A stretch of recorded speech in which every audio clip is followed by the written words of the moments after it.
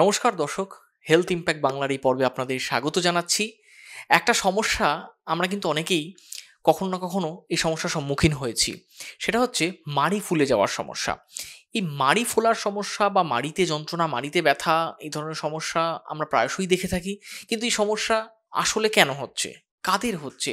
আর যাদের হচ্ছে তারা এর থেকে মুক্তি পাবেন কিভাবে? এটা কি কোনো জটিল রোগের ইঙ্গিত আপনার মাড়িতে? নাকি এটা খুব সহজেই নিরাময়যোগ্য?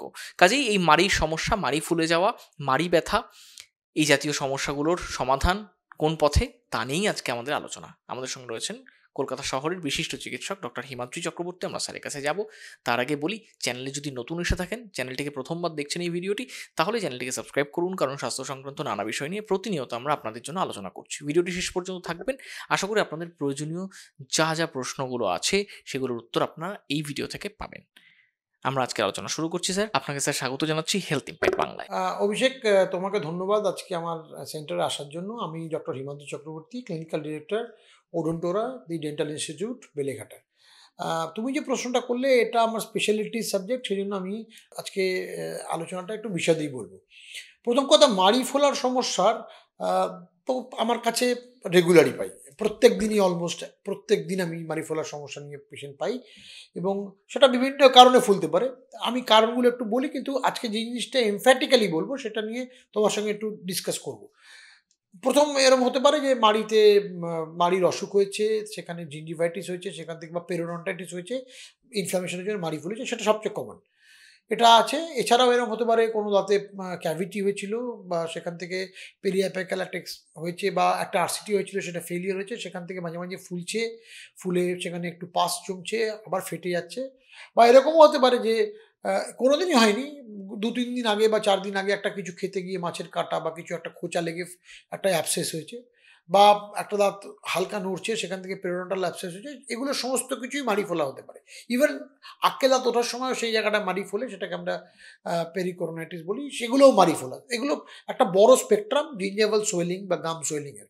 কিন্তু আজকে যে টপিকটা নিয়ে আমি বেশি করে তোমাকে বলবো, সেটা হচ্ছে একটা স্পেশাল সিচুয়েশন। এই সিচুয়েশনটা নিয়ে আমরা এই চ্যানেলে আগে আলোচনা করিনি, আগে 2-1-3 বা কোনো চ্যানেলে বা কোনো পডকাস্টে হয়তো আগে বলেছি।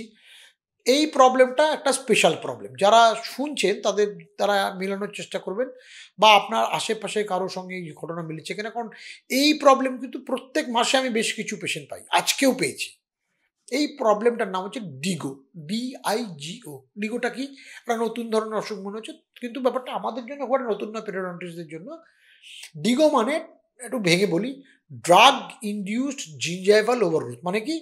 কোনো একটা ওষুধ পেশেন্ট খান, তার রেগুলার কোনো কারণে দরকার পড়ে, সেটা থেকে জিঞ্জাইভা মানে হচ্ছে গাম, মাড়ির ওভারগ্রোথ মানে মাড়িটা ফুলে উঠেছে। সো এই অসুখটার নাম ডিগো, ড্রাগ ইনডিউসড জিঞ্জাইভাল ওভারগ্রোথ। এবার এই ডিগোটা কি, কি ওষুধ থেকে হয়? যারা শুনছেন তারা যদি আপনারা এই ধরনের ওষুধ খান, তাহলে একটু সতর্কতা অবলম্বন করবেন। যদি মাড়ি ফুলতে থাকে, তাহলে মনে করবেন যে এই অসুখটা আপনার, এই ডিগোটা হতে পারে।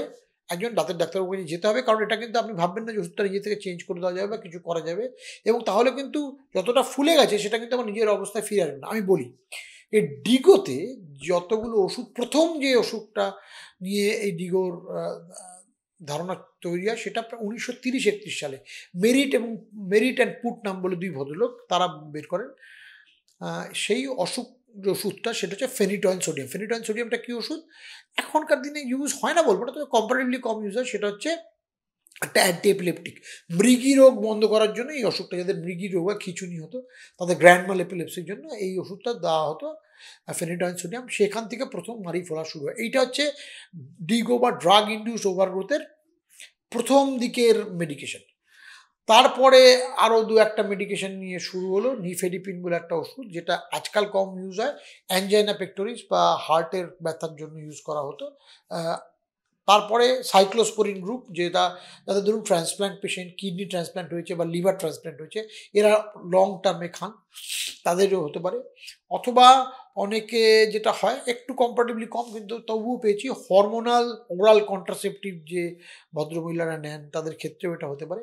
কিন্তু আজকের দিনে দাঁড়িয়ে আমরা যত ডিগোর কেস পাই তার 90% কেস, ইভেন 95% কেস একটা সার্টেন সেট অফ মেডিকেশনের উপরে হয়। সেই মেডিকেশনটা কি?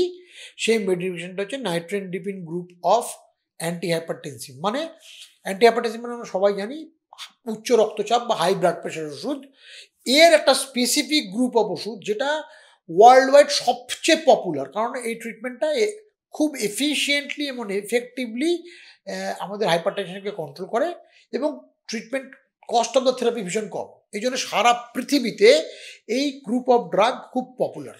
এই গ্রুপের সবচেয়ে পপুলার ওষুধ হচ্ছে, ঘুরে থাকবেন হয়তো, আপনারা মিলিয়ে নিন আপনারা কেউ খান কিনা, ওষুধটার নাম অ্যামলোডিপিন। এই ওষুধটা খুব কমন বাজার চলতি অনেক নামে পাওয়া যায়। আমার পক্ষে ব্র্যান্ড নেম বলাটা একটা অসুবিধা, কিন্তু আপনাদের জ্ঞাতার্থে জানাই ব্র্যান্ড নেম খুব কমন ব্র্যান্ড নেম হচ্ছে স্ট্যামলো, অ্যামলোড্যাক, এই ধরনের ওষুধ যদি খান।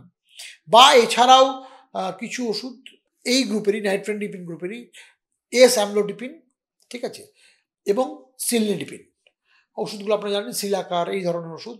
এই ওষুধটি যদি আপনি খান, এই গ্রুপের ওষুধের খুব সাইড এফেক্ট যে নেই তা বলবো না, আছে, কিন্তু ওষুধটার বেনিফিট লেভেল এতই বেশি ডাক্তারবাবুরা তবু জেনে দেন। এবার দুটো মেজর সাইড এফেক্ট এই গ্রুপ অফ মেডিকেশনের, একটা হলো পেডাল এডিমা মানে পা ফুলে যাওয়া, আরেকটা হচ্ছে ডিগো, ড্রাগ ইনডিউস জিঞ্জিভাল ওভারগ্রোথ। এবার আমার কাছে মোটামুটি প্রত্যেক মাসে 4 থেকে 5 জন ডিগোর পেশেন্ট আসেন, এবং আমি দেখেছি বোধহয় বিগত 1-1.5 বছরের স্ট্যাটিস্টিক্স দিলে, কিন্তু আরও বেশি সময় স্ট্যাটিস্টিক্স দেখবো, এদের অলমোস্ট 100% পেশেন্টই অ্যামলোডিপিন নেন। অতএব এই গ্রুপটা নিয়ে কেন বলছি, অন্যান্য ওষুধ ছাওয়াগুলো থাকা সত্ত্বেও, এই কারণে যে অন্যান্য ওষুধগুলো অত কমনলি আমরা ব্যবহার করি না। এই ওষুধটা আমরা যতজন অ্যান্টি হাইপারটেনসিভ আছে, আমার ধারণা ভারতবর্ষে তার 30 to 40%, ইফ নট মোর, এত পার্সেন্ট মানুষ এই ওষুধটা নেন। এবার সবার কি এই ওষুধ খেলে বাড়ি ফুলবে বা পা ফুলবে? না, তা নয়। কিন্তু একটা সার্টেন গ্রুপ অফ পিপল, সেটা তাদের আপনি দেখে বুঝতে পারবেন না, তাদের রেসপন্ডার ফাইব্রোব্লাস্ট বলে এক ধরনের কোষ থাকে শরীরে, যে রেসপন্ডার ফাইব্রোব্লাস্টটা থাকলে মাড়িটা ফুলে। এইবার যদি আপনার এরকম সিচুয়েশন হয় যে আপনি এই ধরনের ওষুধ খান, আপনার মাড়িটা ফুলছে, এরকম পেশেন্ট দেখেছি 10 বছর ধরে ওষুধ খাচ্ছেন, কোনোদিন হয়নি, হঠাৎ 1.5-2 মাস কি 4 মাস ধরে ফুলতে শুরু করেছে, জায়গাটা এরকম ফুলে পেবলি অ্যাপিয়ারেন্স হয়ে গেছে, এরকম গোটা গোটা, এবং সেখান থেকে ব্লিড করছে, এবং মাড়িটা প্রায় দেখলেই মনে হচ্ছে লাল টকটকে হয়ে গেছে। এরকম সিচুয়েশন পেয়েছি। 10 বছর আমাকে এসে অনেকে জিজ্ঞেস করেন, ডাক্তারবাবু এত বছর খাচ্ছি, কখন হবে ডিগো? সেটা কিন্তু কেউ বলতে পারবে না। আপনার যিনি অ্যান্টি হাইপারটেনসিভটি দিয়েছেন সেই ডাক্তারবাবুও বলতে পারবেন না। এবার যদি ডিগো হয়, আপনি কী করে বুঝবেন? আপনি তো জানবেন না। এই ভিডিওটা যদি শোনেন তাহলে হয়তো আপনি রিলেট করতে পারছেন। সেক্ষেত্রে প্রথমে আপনি একজন ডাক্তারবাবুর কাছে যাবেন। এবার আমি আপনাদের যেটা বলা সেটা হচ্ছে, অনেক দাঁতের ডাক্তারবাবু এই ডিগো সম্পর্কে আজকের দিনেও অবহিত নন। তারা ভাষা শুনেছেন। যদি সবাইকে সপ্তাহে তো আমার কাছে আসবেন না, বা একজন পেরিওডন্টিস্টের কাছে নাও যেতে পারেন, আপনি একজন জেনারেল ডেন্টিস্টের কাছে যেতে পারেন। আপনার যদি মাড়ি এরকম ফোলার সমস্যা থাকে, আপনি দয়া করে ডাক্তারবাবুকে ইনফর্ম করুন যে আমি এই গ্রুপের ওষুধ খাই। আপনি আপনার অ্যান্টি হাইপারটেনসিভ দেখুন, যে নামগুলো বললাম, অ্যামলোডিপিন, এস অ্যামলোডিপিন বা সিলনিডিপিন, এই ধরনের ওষুধ খান কিনা, গিয়ে ডাক্তারবাবুকে বলুন, দেখুন ডাক্তারবাবু আমার মাড়ি ফুলছে, আমি কিন্তু এই গ্রুপের ওষুধ খাই। তাহলে তার মাথায় ক্লিক করবে, আচ্ছা তাহলে ডিগো হলেও হতে পারে। তিনি ট্রিট নাও করতে পারেন, হয়তো উনি একজন পেরিওডন্টিস্টকে রেফার করে দেবেন, কারণ আমি ডিগোর কেস প্রচুর রেফারেলও পাই, যে কেউ একজন রেফার করেছেন আমার কোনো স্টুডেন্ট বা আমার কোনো কলিগ বা আমার কোনো জুনিয়র, ইভেন আমার সিনিয়ররা, যে হিমাদ্রি তুমি এটা সামলে দাও। সেক্ষেত্রে আমি করি, কিন্তু আপনি ডাক্তারবাবুকে ইনফর্ম করবেন, আদারওয়াইজ তিনি বুঝতে পারবেন না যে কেন যেটা ড্রাগ ইনডিউসড জিঞ্জিভাল ওভারগ্রোথের কেস কিনা। কারণ ডিগো ট্রিটমেন্ট প্ল্যান আর অন্য জিঞ্জিভাল সোয়েলিং বা মাড়ির ফুলে ওঠার প্ল্যান কিন্তু কমপ্লিটলি আলাদা। এবার বলি, যদি হয় তাহলে প্ল্যানটা কি? প্ল্যানটা হচ্ছে, যে ডাক্তারবাবুর কাছে যাবেন তিনি, বা একজন পেরিওডন্টিস্ট, একজন মাড়ি বিশেষজ্ঞ, যেরকম আমি বা এরকম আমরা, যেরকম আপনি আর যাবেন, সেই ডাক্তারবাবু একটা ক্লিনিক্যাল নোট লিখে দেবেন আপনার ফিজিশিয়ানকে বা আপনার কার্ডিওলজিস্টকে, যিনি আপনাকে এই ওষুধটি প্রেসক্রাইব করেছেন, যে এর মুখে ড্রাগ ইনডিউসড জিঞ্জিভাল ওভারগ্রোথ, এই ওষুধটি খেয়ে হচ্ছে, দয়া করে এই গ্রুপটি চেঞ্জ করে অন্য গ্রুপের কোনো একটা অ্যান্টি হাইপারটেনসিভ দেন। কারণ উচ্চ রক্তচাপের জন্য অনেক রকমের ভার্টিকালস অফ মেডিকেশন আছে, এই ভার্টিকালসটা বন্ধ করতে হবে আপনার ক্ষেত্রে। কিন্তু তাহলে কি ঝামেলা মিটে গেল? উত্তর হলো না। কারণ আপনারা জানেন যে একবার যদি জায়গাটা সোয়েলিং হয়ে যায়, সেক্ষেত্রে ওষুধটা বন্ধ করলে সোয়েলিংটা 10-এরটা কমে 8-এ আসতে পারে, কিন্তু সেটা 0 বা 1-2-এ আসবে না। তাহলে আপনাকে একজন দাঁতের ডাক্তারবাবুর কাছেই যেতে হবে। যদি যান, তিনি আপনাকে থেরাপিউটিক লাইন বলবেন। অধিকাংশ সময় এটা সার্জারি দরকার হয়। তবে আসার কথা যে আজকের দিনে অনেক সময় স্ক্যালপেল বা ব্লেড সার্জারি করতে হয় না। সার্জারিটা চেয়ার সাইড, আপনাকে কোথাও ভর্তি হতে হবে না। সার্জারিটা জেনারেলি লোকাল অ্যানেস্থেসিয়ার মাধ্যমে যে কোনো একটা ডেন্টাল ইনস্টিটিউট বা ডেন্টাল ক্লিনিকেই হতে পারে। এবার জেনারেলি এই সার্জারিটা একজন জেনারেলিস্ট করেন না। এটা একজন মাড়ি বিশেষজ্ঞ বা পেরিওডন্টিস্ট করেন। ঠিক আছে? এবার যেরকম আমি এই সার্জারিটা প্রচুর পরিমাণে করি, কিন্তু যেটা একটা রূপলি রেখা বা সিলভার লাইন, সেটা হচ্ছে আজ থেকে 10 বছর আগে আমরা এই সার্জারিটা পুরো ব্লেডে করতাম। সেক্ষেত্রে ব্লিডিংয়ের সম্ভাবনা থাকতো, প্যাক দিতে হতো। আজকের দিনে আমাদের প্রায় 30-40% অফ দ্য কেস এই যে ডিগো ট্রিটমেন্টের, সেটা আমরা লেজারে করতে পারছি। তাতে সুবিধা হচ্ছে রক্তপাত নেই, ইনফেকশনের চান্সেস কম্পারেটিভলি কম। অতএব কাটা ছেঁড়ার আপনার হলেও লেজার দিয়ে যেহেতু করা হচ্ছে, সেটা অত বেশি এফেক্টেড নয়। এবং ডাউন টাইম মানে আমরা বলি সার্জারির পরে কতদিন আপনাকে রেস্ট নিতে হবে বা খাওয়া দাওয়া কম্প্রোমাইজ হবে বা আপনি কাজে যেতে পারবেন না, ডাউন টাইমটা লেজারে করলে অনেক কম। তবে হ্যাঁ, সমস্ত ডিগো খুব বেশি সোয়েলিং হলে সমস্ত ডিগো কিন্তু লেজার দিয়ে ট্রিটমেন্ট করা যায় না। কিন্তু মনে রাখবেন, ডিগো যে অসুখটা নিয়ে বলছি, এই মাড়ির সোয়েলিং যদি আপনার হয় বা চেনাশোনা কারোর হয়, তাহলে আমি এরকম সিচুয়েশন দেখেছি, আমার কাছে পেশেন্ট লেট রেফারেল হয়েছে। সেক্ষেত্রে কিন্তু মাড়িটা এতটাই বড় হয়ে পুরো দাঁতকে ঢেকে ফেলেছে এবং পুরো দাঁতের আশেপাশে হাড় চলে গেছে।